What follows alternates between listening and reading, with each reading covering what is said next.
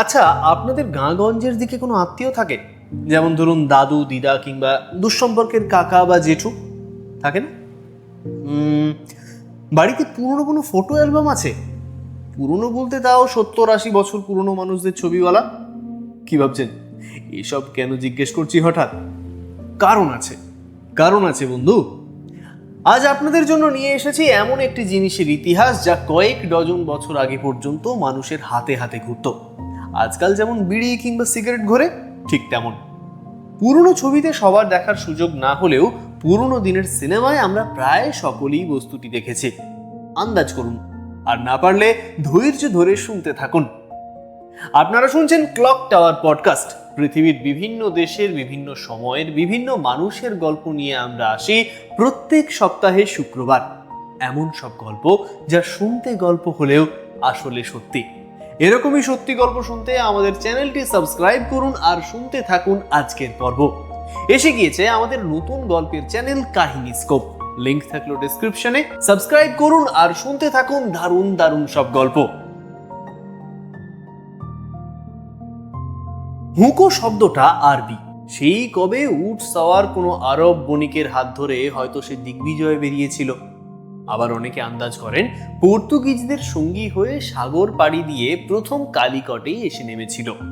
তারপর হাতে হাতে ঘুরে সোজা দিল্লির তখত। ব্যাস, দিল্লি মানেই মুঘলে আজম। এক্ষেত্রে আমাদের ইতিহাসের পাঠ্যপুস্তকে বাদশাদের ছবিতে তার উপস্থিতি চোখে পড়ার মতো। সম্রাটরা এই নেশায় কেমন মজেছিলেন তার বিবরণ হালাল ই আসাদে আসাদ খাঁ দিয়ে গেছেন। 1604 কি 5 সাল, শাহেনশাহ আকবরের রাজত্ব। বিজাপুরের সুলতান আদিল খান অঢেল উপঢৌকন পাঠিয়েছেন বাদশার জন্য। সেসব দামি উপহারের ভিড়ে রূপোর রেকাবে সাজানো কতগুলো আশ্চর্য জিনিস। এমন জিনিস কেউ আগে দেখেনি।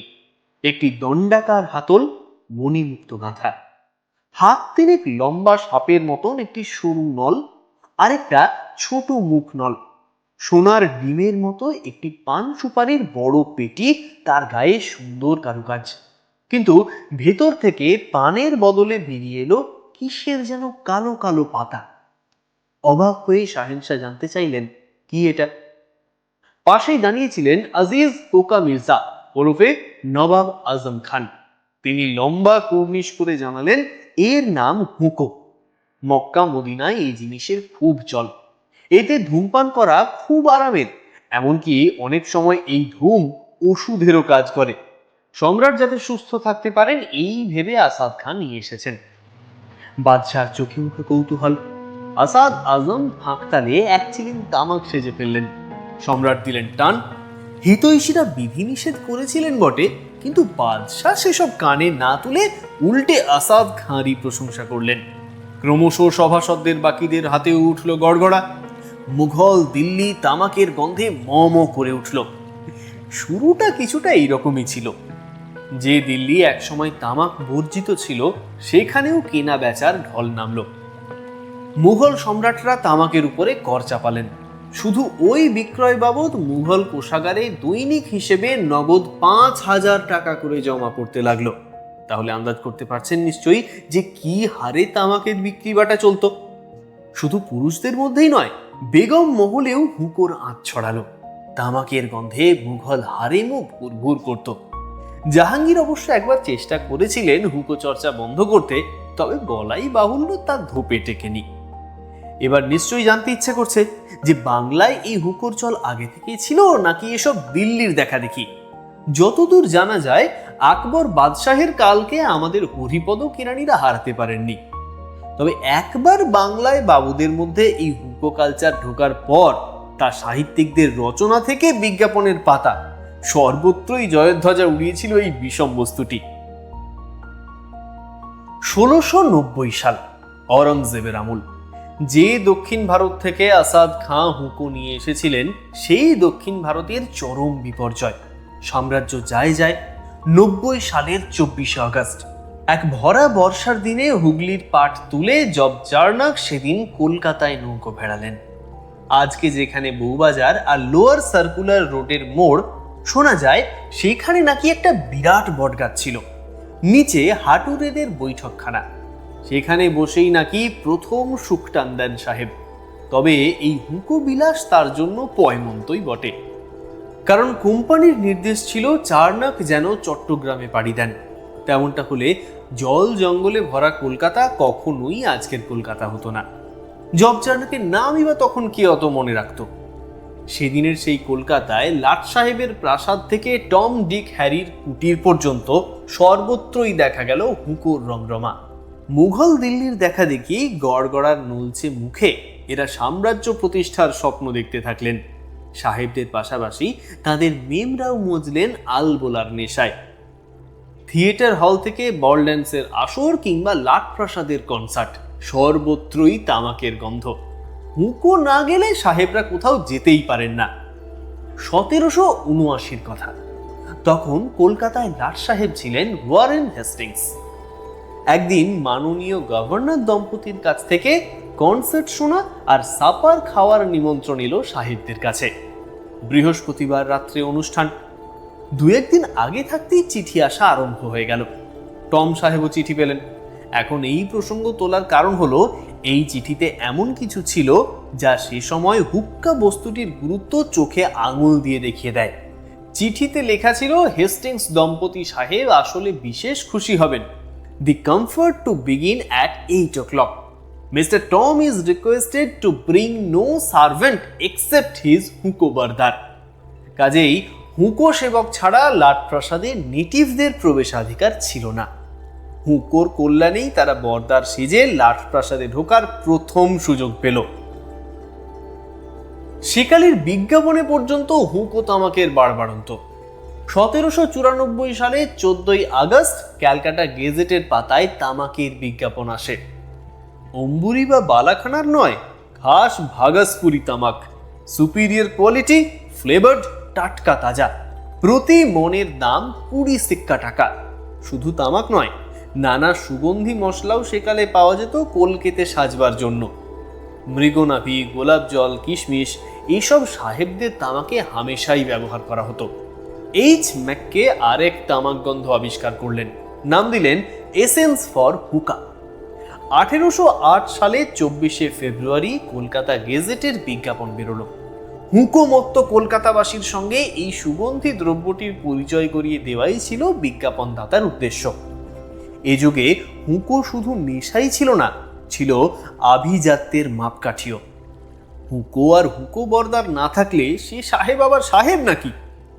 সেকালে যেসব সাহেবদের মাসিক 18-20 পাউন্ড আয় ছিল, তারা সবাই সামাজিক প্রতিষ্ঠার নমুনা হিসেবে একটা করে হুঁকো বরদার বাহিনী রাখতেন। কলকেতে ফুঁ দিয়ে আগুন তাজা রাখাই ছিল এই বাহিনীর কাজ।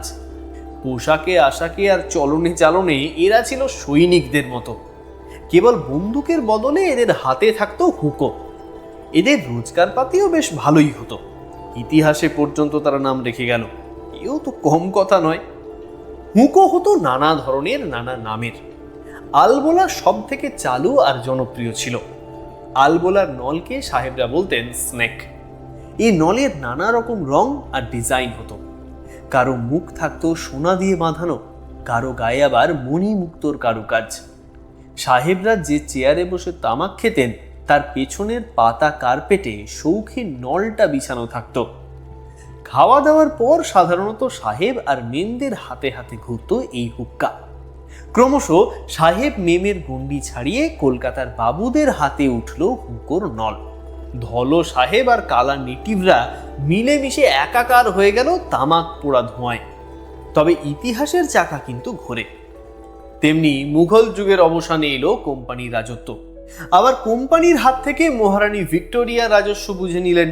ক্লাইভ হেস্টিংসের পর ক্যানিং এলগিনরাও কলকাতায় এলেন।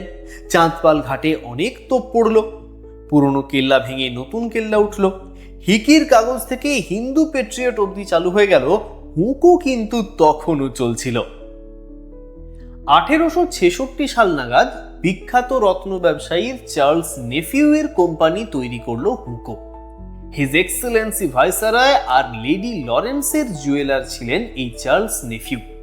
তার কোম্পানি থেকে কেবল লাট সাহেবদের জন্য বা নেটিভ রাজা রাজরাদের জন্যই নানান মনোহারী সামগ্রী তৈরি হতো। সেবারে 11 নম্বর ওল্ড কোর্ট হাউস স্ট্রিট থেকে হিন্দু পেট্রিয়টের পাতায় ফলাও করে ছাপানো হলো রাজকীয় হুঁকো বিজ্ঞাপন। নেটিভ অ্যারিস্টোক্রেসি অফ ইন্ডিয়ার কাছ থেকে পৃষ্ঠপোষকতা চাইল company Charles Nephew and Co. তখনকার বাজার দর আর এখনকার মধ্যে আকাশ পাতাল তফাৎ।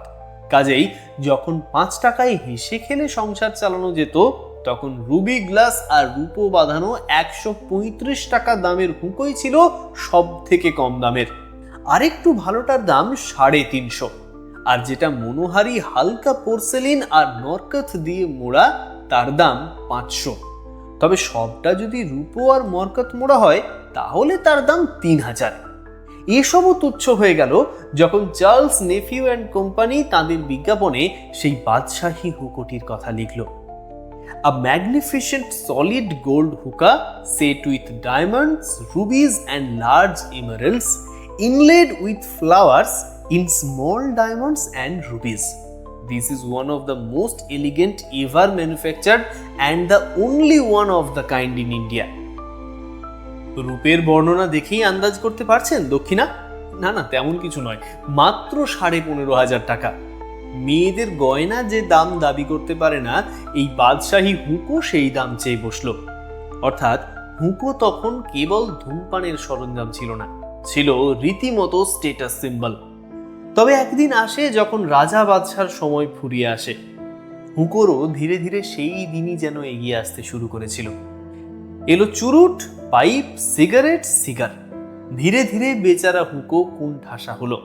তারপর মণিহারি দোকান ছেড়ে তার স্থান হলো সাধারণ মধ্যবিত্ত গৃহস্থের বাড়িতে।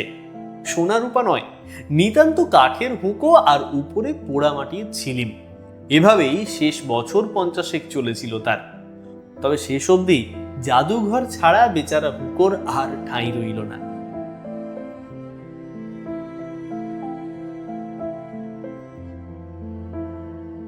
কেমন লাগলো আজকের পর্ব অবশ্যই জানান কমেন্টে।